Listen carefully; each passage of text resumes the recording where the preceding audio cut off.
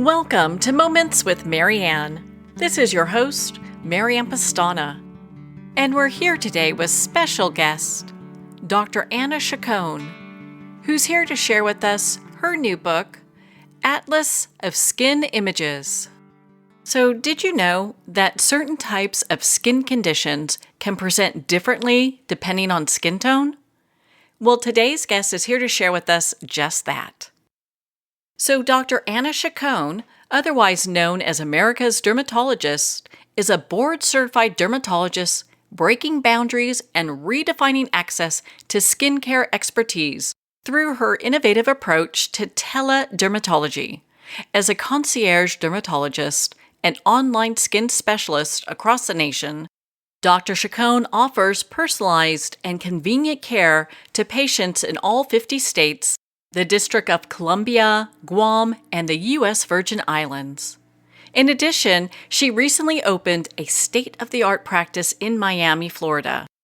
A trailblazer in the field, Dr. Chacon's journey into dermatology was inspired by her father, a prominent critical care physician. Hailing from a multi-ethnic background, she brings a unique perspective to her practice, fluently speaking 5 languages and catering to diverse populations. With a passion for travel, Dr. Chacon combines her worldly experiences with her clinical expertise to deliver top-notch care to patients, regardless of geographical barriers. So welcome to the show, Dr. Anna Chacon. Thank you so much. Thank you so much for having me, Marianne. I'm really excited to be here.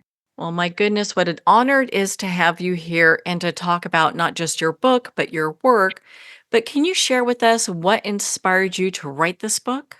Yes, so it wasn't just me. It's a combination. I'm one of the main editors. It's also Dr. Jaggi Rao. He's a teledermatologist in Canada, and also Dr. Miller Monthrop. She's an icon in Canada and a dermatologist in terms of skin of color. She's very well known for that. So I'm the only American dermatologist in that was the editor. The book. I did provide a lot of images of mostly patients I had seen throughout the United States, in every state, because I do work in every state online, just interesting cases.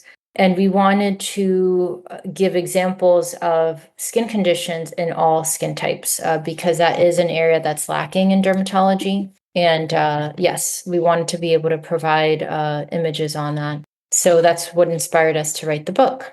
So, what type of gap in dermatology were you looking to fill with this book? Um, Diverse, yes. So we wanted to include, there's 6 skin types in dermatology. We wanted to include, they're called Fitzpatrick phototypes. Okay. And we wanted to include all of them because within a lot of dermatology texts, and there's classic dermatology texts like Fitzpatrick Atlas of Dermatology, there's Bologna. These are classic dermatology textbooks. But we found that over the years they're lacking, not these books in particular, they've improved on it, but many dermatology textbooks and atlases, which we use to study dermatology, are lacking in skin of color. And this is very important for doctors because at least on maintenance of certification, not just your board certification, but maintenance of certifications, they'll ask you, we have a lot of questions. In fact, I think about a third of the questions are identifying conditions based on images. Okay, just that. So you'll be presented with an image and you'll know very little about the patient, and you'll need to say, okay, well, I think this patient has this condition based on the appearance. And so we have to study images a lot. And of course, an image is worth 1,000 words. It's much easier to look at and learn from just as a student and as a fellow physician than just reading, voluminous chapters. And some of these conditions are hard to find. Most of them are common conditions, but some are not so common. And so it's collecting images throughout the years of my career, basically. Mm-hmm. Wow, it sounds very thorough. Now, did you have any difficulties in providing all these images? And Does it help also to address disparities among dermatological care for different people, like people of color or just people in general? Of course, it's difficult, but the way I have a software. It's called RX Photo, and it has built-in consents and forms, and it's very easy for patients to be invited on it. They're invited onto the software. They can upload images to show progression of their condition and show improvement. We use it mainly, it's just part of an office visit or virtual visit, and it's used to document the condition.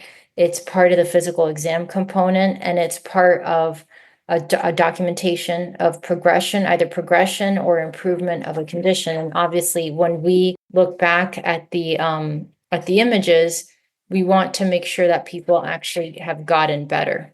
That's why it's important as well, because if you don't take, I mean, at least for me as a physician, if I don't get images of a condition, or I don't take them, let's say the medical assistant working with me forgets to take them, which has happened, it's very difficult for me as a doctor to remember how severe the condition was if I don't have that documentation, because you can't remember everything, so you depend on the photos and the note to help guide your course of treatment. Well, that makes sense. I would think like as someone's progressing in their care and you're seeing them get better, but it was probably way worse to start with, it's probably very difficult to remember, oh yeah, this looked a certain way. Correct. Yeah. So that also helps. And also I want to say most physicians or professors that have an atlas, that is what they did to basically come up with the atlas. They had images basically taken, in the old days, they used Kodachromes. At least in residency, that's what I used to learn. I would do Kodachromes and look at them, and I'd have to spit out basically a diagnosis. So now we have digital images that are much more advanced. Seems like you're really helping this field move along, not just in education, but also what is out there as far as, a doctor can pick this up and then look at it and go, okay, I'm having a better understanding of what this could be. Correct. And I would say it's most satisfying when you look back on those images and you see basically improvement of the condition, or when you have a case that is just, maybe difficult to get, or it's a classic case and you just want to illustrate it. So, what are some of the misconceptions or overlooked factors when it comes to dermatology for patients with darker skin tones?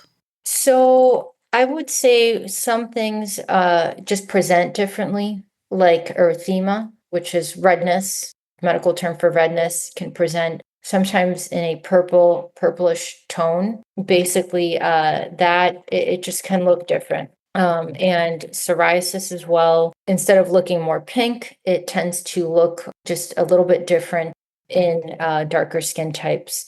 Melasma is more common. It's patches. It's usually symmetric, but it can be asymmetric. Brown patches or hyperpigmented patches on the skin that actually can present more commonly in darker skin types. And also, there's a lot of myths out there, like that the darker skin doesn't burn or is immune to skin cancer. We have seen skin cancer in darker skin types, and they can definitely get sunburns, and they do need sunscreen. Just because they have a darker skin tone doesn't mean they don't need sunscreen. And there's misconceptions that skin conditions present the same in all skin types. They do not. And it's important to understand the differences basically, but the skin conditions aren't basically homogeneous in all skin types. And aging presents a little bit differently. Sometimes darker skin types can show, they tend to age later because of melanin, the presence of melanin that provides some protection against photo aging. And wrinkles, fine lines, and other signs of aging can still occur. Well, on that note, we're going to pause here for a quick break. We've been speaking with Dr. Anna Chacon in regards to her new book, Atlas of SkinImages. You've been listening to Moments with Marianne. We'll be right back after these messages from our sponsors. Are you an author, speaker, or expert who is looking for more publicity? Visit radioguestlist.com and sign up for free interview requests from shows looking for guests. Radio Guest List is the #1 free booking resource for radio, podcasts, and TV talk shows who are looking for experts like you right now. Visit radioguestlist.com and sign up today to get the visibility you deserve. There comes a moment when you realize you're somewhere special. When you discover that each beautiful creature that you see has been rescued from a life of absolute horror and brought to this incredibly free place. Here's where their lives were forever changed and where yours will as well. Discover over 500 tigers, bears, and lions at the brand new visitor center at the Wild Animal Sanctuary just outside Denver. For more information, visit wildanimalsanctuary.org. Discover true freedom at the Wild Animal Sanctuary. It's one thing to become attached to your perfect home, but what do you do when that home becomes attached to you? A family in dire need of a fresh start, a mysterious house tied to the past. Buried deep within the foundation of the old Far Hill Manor lies a centuries-old secret. Dark forces or something stronger just waiting to be discovered. Caretaker, a supernatural thriller by breakout authors R.J. Halpert. Internationally recognized and award-winning author Judy Goodman works and teaches outside the box of limited thinking. Working with people from every walk of life, her goal is to empower you to be the best you can be, no matter what the challenge is. Born with the gift of seeing beyond our normal vision, she has an extraordinary gift of working with every challenge. Teaching beyond conventional wisdom, her work is described as life-changing. Visit judygoodman.com. That's judygoodman.com.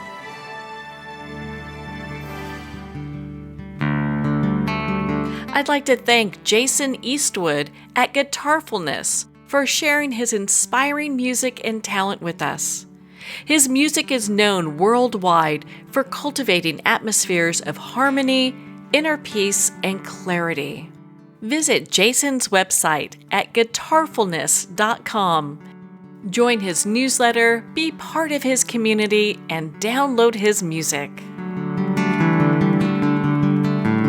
Welcome back to Moments with Marianne. We're here today with special guest, Dr. Anna Chacon, who's here sharing with us her new book, Atlas of SkinImages. I was so impressed with your work in regards to indigenous dermatology.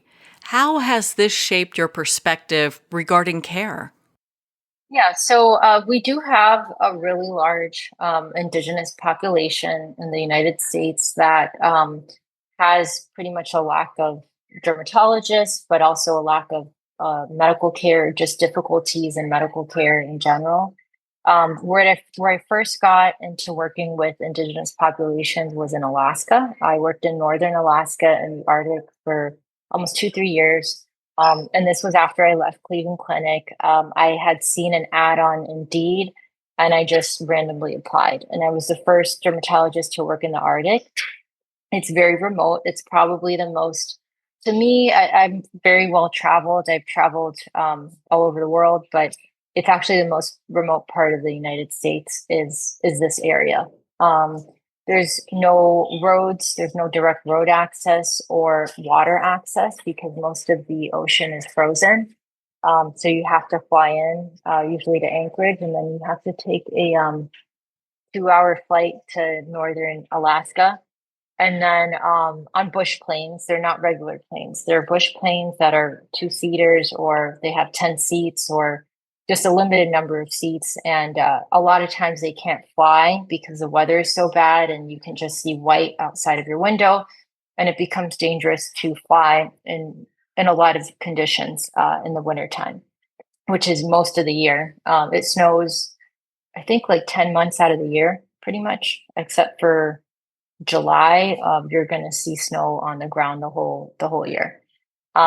And I was pretty impressed when I went up there by just the different conditions. Obviously, it's very cold.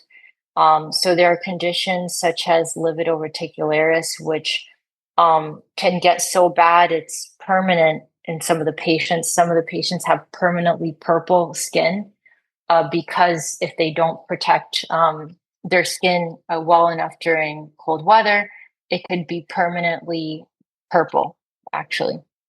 Okay, and it may not ever return back to its normal color.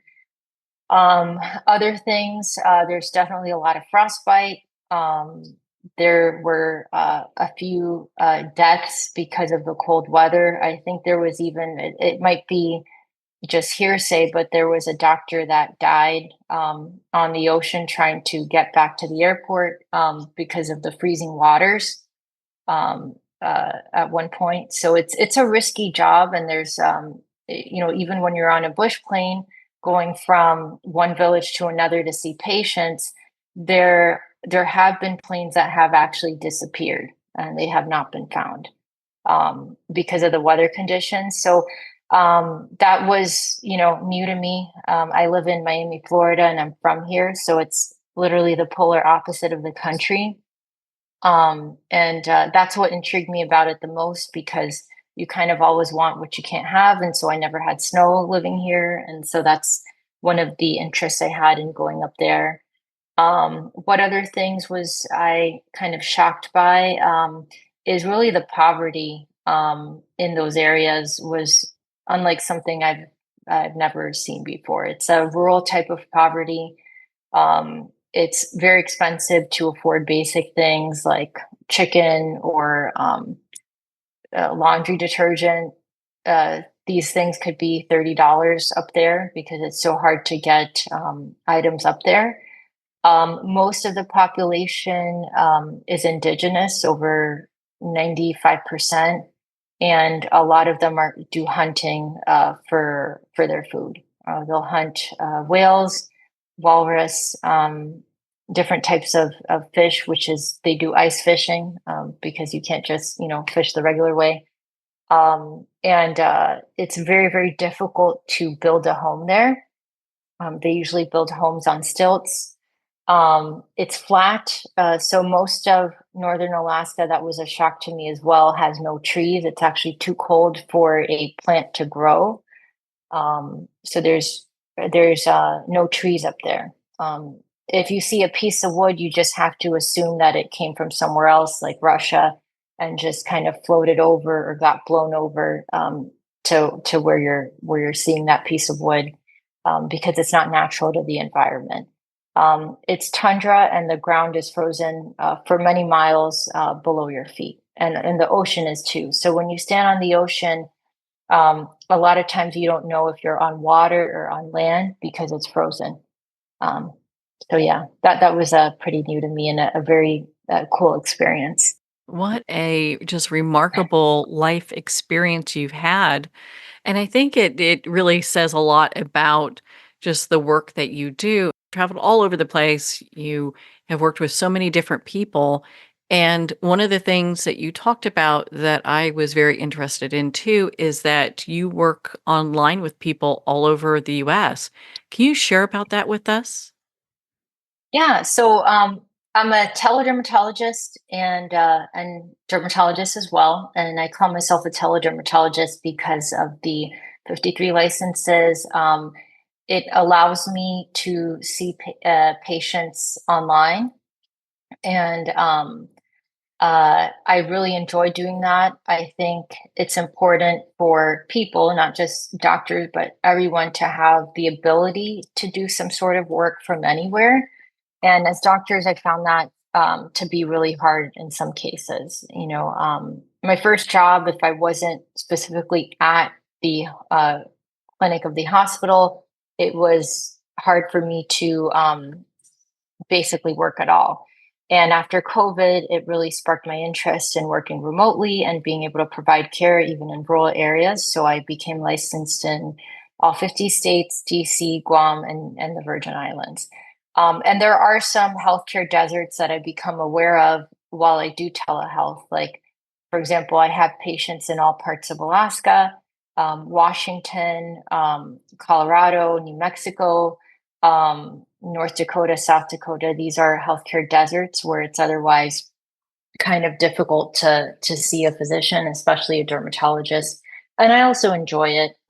You get to meet people of from all walks of life and all states, and I always learn something new when I'm seeing a new patient. So it's just something I enjoy. Administratively, it can be a lot of work. There are penalties if you miss renewals, and if you don't do certain things correctly. Each state has its own processes.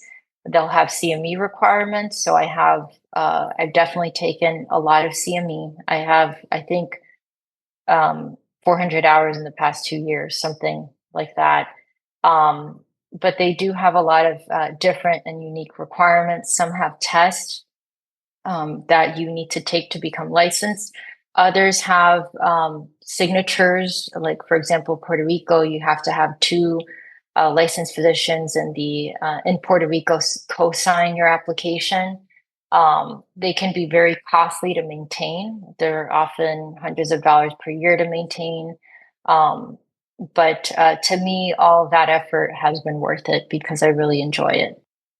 It sounds like your focus is 100% on the patient, that you'll do whatever it takes to be able to be accessible to people, especially when they don't have a doctor within their area. Correct. Yes. That is correct. Yeah. So uh, not everyone is necessarily open to telehealth. I think some of the older populations maybe are not as technology savvy, but it's become, more and more accepted. And I think for simple problems like refill request or check-ins, I think it's a very good option, and it saves people a lot of time and resources because, at least for me, before COVID and before the whole, telehealth revolution, I remember taking half a day off myself just to see a physician. And that, obviously is a burden on you as an employee. If you have another job elsewhere, you have to ask permission often in advance. And then the employer loses, basically an employee during that time, and you may or may not get your problem solved. So it really helped triage. It helps to triage a lot of things. I understand that you're fluent in 5 languages. Well, I would say I'm fluent in Spanish mostly through family, and growing up in Miami, it's very common to need to know Spanish to just get around the city, because we do have a lot of Spanish speakers and a very large Spanish speaking population, even with our patients. And French, I studied in school when I was younger, and I went to I would go to boarding school in Switzerland for summers. And it's very similar to Spanish, so it's not very difficult to learn. And then in terms of Arabic and Hebrew, I learned it because I was a belly dancer. I used to be a professional belly dancer um, before medical school, and I started a belly dance company at Brown University, where I went to school. Eventually, in medical school, I got too busy and had to have someone else take the lead. But I learned those languages because it's a very popular sport in North Africa and the Middle East. And of course, there's many belly dancers in places like Egypt, Morocco, Turkey, Lebanon, Israel. It's a very common thing for people to learn. And I did study abroad in Israel in medical school through a scholarship. There was a very nice family that gave me a scholarship to do rotations there. And some of the rotations, it was mandatory. It was actually all in Hebrew. So I either had to learn or I failed. So I took classes and did medical rotations at the same time. Sounds Yeah. like a lot that you have experienced and been through. And I'm, again, just so impressed with not only the work that you do, but your background. What a great background. Well, Dr. Chacon, where can our listeners connect with you and be part of your community and not only learn about your new book, but to make a virtual dermatology appointment as well? Yes. So I want to say for the book, I can give you the website where people can basically purchase the book. But in terms of where people can make an appointment, you can definitely make an appointment through my website, drannachacon.com. And we also have a database of images. It's the SkinImages.ca, and it's through Chronicles. It's a publishing company. They created this database. Is this book more for practitioners, or can anyone use this? It would be for pretty much anyone. It's actually the great thing about Atlas is anyone can learn from just looking at an atlas. A patient, other physicians. As I mentioned, I think for us it's essential because we're tested on it on an ongoing basis. Residents and other primary care physicians as well. Anyone who's in primary care, whether it's a nurse practitioner, an RN, another physician, and also the public. Because atlases for me are probably the most fun part about learning because it's very visual. Well, Dr. Chacon, thank you so much for taking the time to be on the show with us here today. Okay, thank you so much. It was great being on the show, and I really enjoyed speaking with you. Well, thank you. Make sure to visit Dr. Anna Chacon's website to learn more about her book, Atlas of SkinImages, and to schedule your private teledermatology appointment with her. Well, we're at the end of our time today. I'd like to thank everyone for tuning in. You've been listening to Moments with Marianne, where we make every moment count.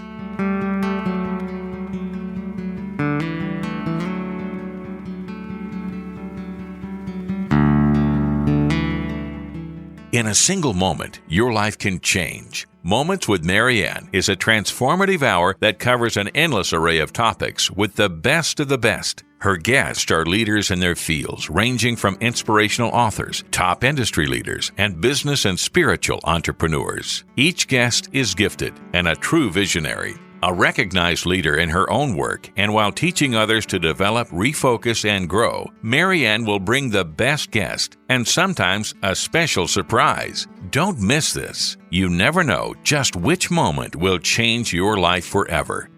Make sure to tune in and visit momentswithmarianne.com for more information.